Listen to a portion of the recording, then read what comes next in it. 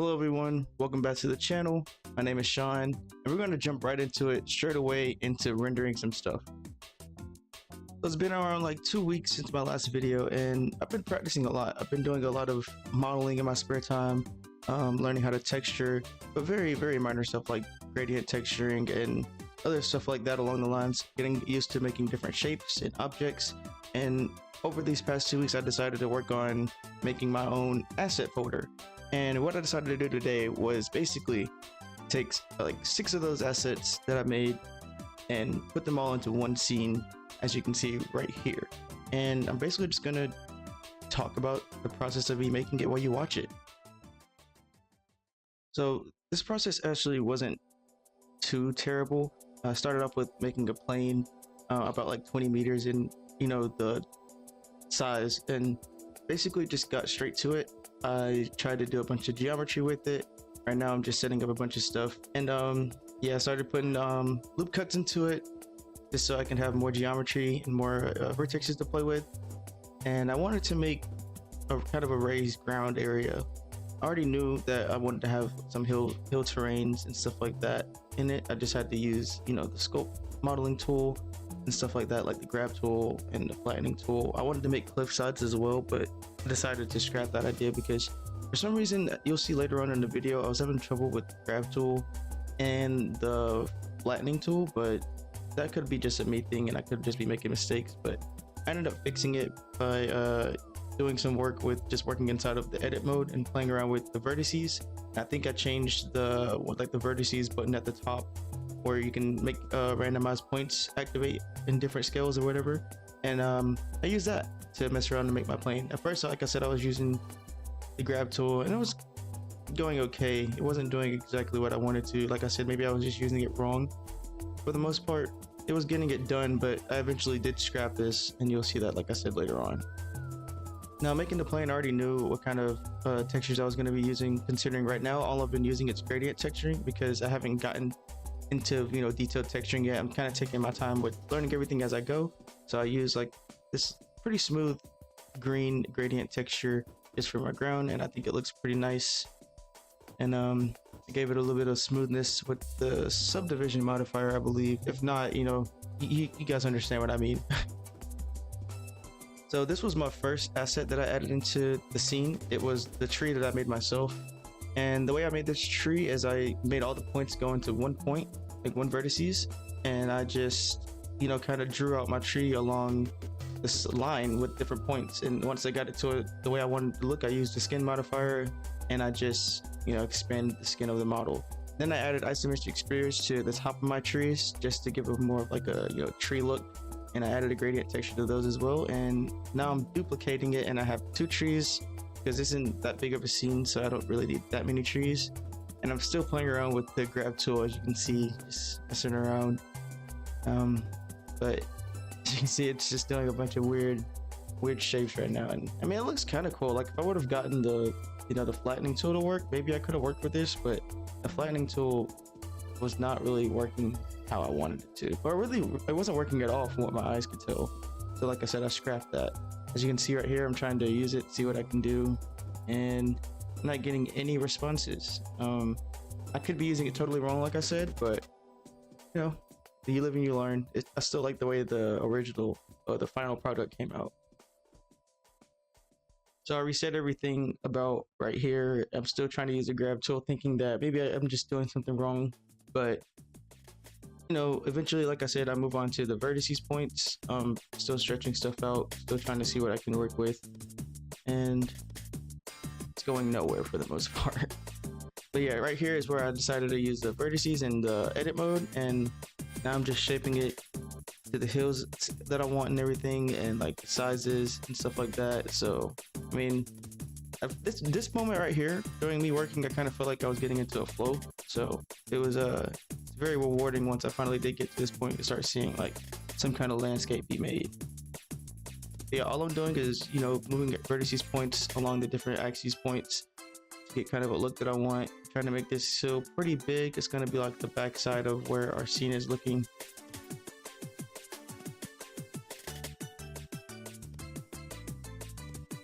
Have this one go around using some more randomizing. on the vertices points, and we got a pretty decent sized landscape right now. Pretty decent shape too. I was having some issues right there switching it back and forth. I kind of started to panic. I was like, what do I do?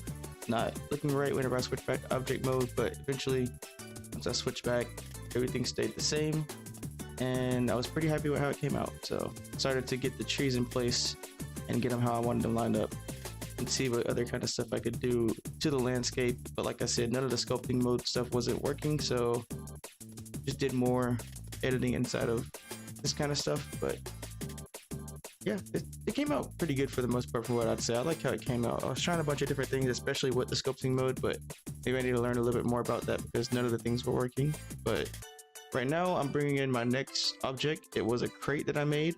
I needed to fix the textures on it, so I was going to do that really quickly, as you can see. And I'm just appending these into like my scene, so they're all like, they keep their original material and stuff like that, but you know, I can still change them without them affecting the original one, so to speak. I think that's how it works from what I learned. I'm adding a gradient to it. I'm getting the brown color that I want and fixing it up. I'm gonna try to scale this in there, maybe add like a second one in there, as you can see a little bit later on into the video after I get this one done. Yeah, see, I don't have them joined together right here, so I joined them together for this project. I have them a little low. I wanted those black bars should be higher. I didn't catch that, but it's totally fine. It still looks like a pretty decent barrel. But yeah, I should have adjusted it and brought those higher because they're a little bit off the box, but still looks good. So I'm placing this in the ground and I'm trying to get the shape right, the rotation right along the, you know, the layout of the land. We'll get it as close as possible for the most part. And it wasn't that bad of a struggle. It's just me being tedious. You know, I was trying to make sure it was perfect or somewhat close to it. And that's what I'm doing right here.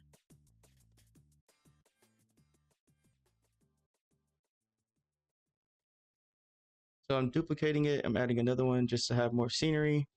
Go ahead and give it more of like a campsite look, like somebody's setting up, you know, living space for a little bit here. Got their supplies out. And so far it's already looking pretty nice in my opinion. Like, you know, it looks pretty smooth. I'm getting them to make sure they're not really too overlaid into the ground, but you know, somewhat overlaid. So like I said, it's turning out really nice. So I'm getting my next item right here, and it's a rock. It's one of my 4 rocks that I made. I made 4 variations. I'm just using this rock number 3 for now, just to get the scenery done. I'm changing the size of the rocks, the rotation on this third one right here. You know, I'm gonna actually tweak the vertices on it just to get a bit of variation in the scene with the rocks. Yeah, I went into edit mode and I started pulling points around just to have a little bit of difference. It wasn't too much though, like just playing around with the points and everything, not too crazy.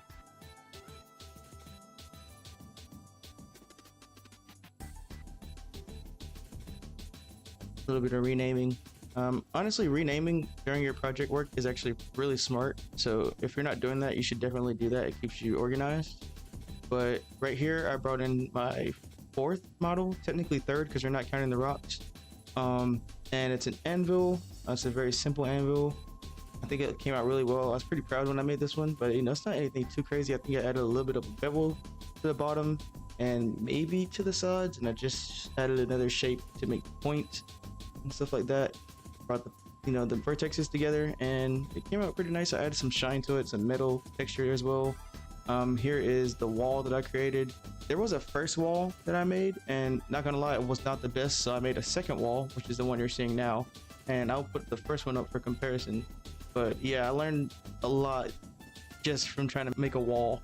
I learned about the array modifier and pretty much making like simpler stuff like that just by using one object, so you don't have to, you know, make the whole entire thing by yourself and like inset things and all that type of stuff. So yeah, it was a really helpful tutorials with that kind of stuff, and I really like how the wall came out personally.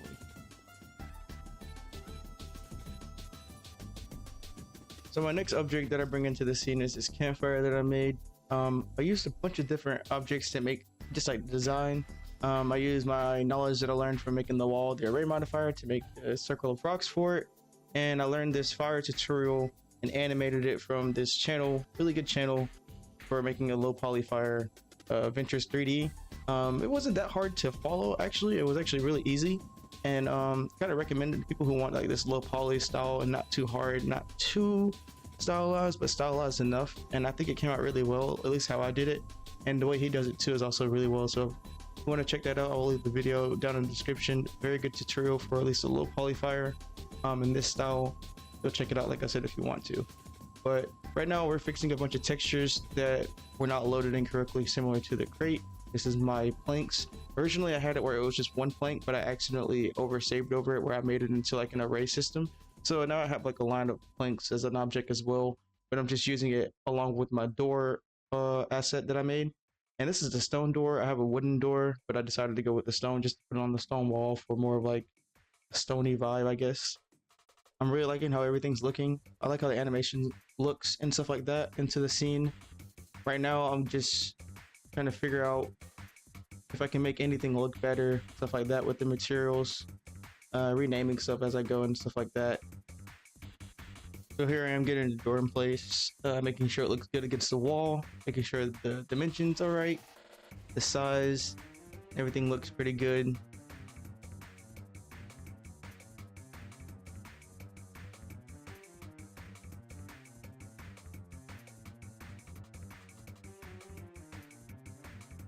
So as you can see, I'm adjusting my times for the fire to make sure I got like a good ignition for the fire to start and igniting it and stuff like that.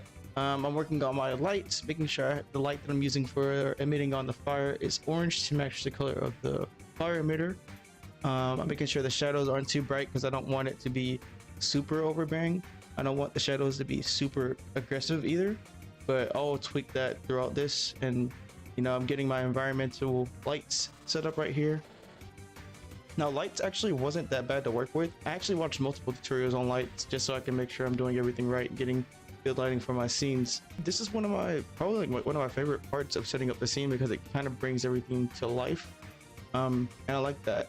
Another part of Blender that I've been enjoying is the modeling. Of course, I've made a couple of models. I don't know off the top of my head at this moment how many. It's probably somewhere between like 10 to 15, somewhere around there. They're not too crazy, but just making just a bunch of different things you would see in like a medieval town and stuff like that, or just simple objects pretty much, but stylized around medieval for a bunch of reasons. I like the medieval era and stuff like that. I plan on making some games that revolve around that kind of era and stuff like that, so I'm just making a bunch of assets and models that go accordingly to that era. But I do want to step my foot into trying to get like more advanced models and stuff like that, so I might just start modeling any kind of things. I might start just recording my process of showing off models that I'm making just in the meantime. But who knows, just let me know what you guys want to see, like I said in the first video or now, and I'd be down to just try out whatever, especially with you guys giving me tips. The Blender community, like I said, is very helpful, and I've learned a lot, especially over the past month, and I'm very appreciative and I'm proud of this community, like I said. So very good community, and I'm having a fun time working on Blender, and I'm having a blast just creating stuff on my own time. But yeah, these lights, they're coming together nicely. I'm going for like a blue tone to keep it like a nighttime vibe, kind of making like a spotlight where it's like angled down from this corner like the moonlight. I wanted to make the trees pop from the lights more, so I put them on top of the trees just so I can have more color variation and more like brightness to them. And that blue made everything come together really nicely. Looks like the moonlight tinting everything. Looks very, very cool. Fire is looking really nice, as you can see. This is me just getting like the camera set up, how it's gonna look and everything. But at this point, I could call it done, but I'm just gonna go through and just make like some adjustments to the lights, adding more lights into the scene, making sure a good bit of the scene is all lit up and everything. But it came together very nicely. So this is where I try to learn about sky textures, and I watched like very quick tutorials on it, and I knew a basic setup of how to do it, but I didn't know how to like get the variables to get the look that I wanted. So eventually I reverted back to my old state, but for now I was just working with it, as you can see. At first I couldn't get it to actually load how I wanted to, but eventually I did, where I could see like the nodes and also see the sky changing in the background. At first it wasn't showing that, but I did get it to work eventually. However, like I said, I didn't like how any of the skies were looking, or all the points, like all the different details and different number inputs that I was putting. I couldn't get the look that I was looking for, so like I said, I reverted back to my original. but I do want to learn how to do that because the gradient skies with the sky texture is actually really great, and you add a lot of dynamic detail to your scenery. So I will learn how to do that, but for now, I just worked with what I had. At this point, the scene was pretty much done. I was just adding extra lighting to the scene, make sure the whole entire scene was popping. And as you can see, this is my final product. I had a blast making this one. It was actually very fun using my own assets that I made for my, on my own time, in one scene. So it's all originally made by me. Thought that was very cool. And I wouldn't have really got this far if it wasn't for the Blender community having great tutorials and, just having a lot of tips to make things easier or more useful for you to do, different harder things to do. I already have like a, kind of streamline for me to work with to get better with Blender, to get towards like different goals that I want. I know I want to work with beveling my objects more to give them like different looks so they don't look so blocky. I want to work with making more detailed models. I want to add more curves to my models because right now I'm not really using any curves, but there is some models that I want to make soon in my spare time that will have curves and stuff like that. But eventually I'll probably start just recording just like me working on one object just that I'm working on in my spare time, just so you guys can watch me. And once again, I don't know if I said this in my first video, but I wasn't gonna really do tutorials on this channel because I'm not there yet, but eventually, potentially I might. For now, this is just a channel so people can watch my journey, people who want to start Blender who think they can't, because I have no experience until now after a month. But this is for those people who want to, see what it's like to be a beginner and fail like I do. And maybe they might be inspired to start joining in on some of their work that they might have been wanting to do their entire lives as well.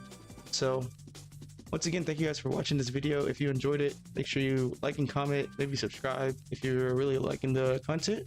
And you can comment some objects you want me to put down on my list of objects to make into my asset folder.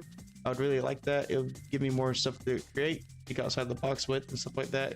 Right now I've been sticking to a bunch of medieval stuff like that because I have a bunch of medieval projects that I want to work on in the future. And I just like knights. Who doesn't like knights? And dark fantasy and stuff like that. But I've just been working on a bunch of medieval assets and stuff like that. But I do want to branch out and make a bunch of different assets just to get practice with a lot of different shapes and different textures. I want to work on UV unwrapping. I know people are scared of that. Get better at that. I want to make another human model and get better at making detailed models for that kind of stuff, and get better at rigging and animation for other future projects. But yeah, I have a pretty hefty goal list, but it's gonna be worth it in the long run. And I'm happy, like I said, I'm having a blast doing it, so it's not too bad. But like always, thank you guys for watching this video, and I'll see you guys in the next one. Have a good one.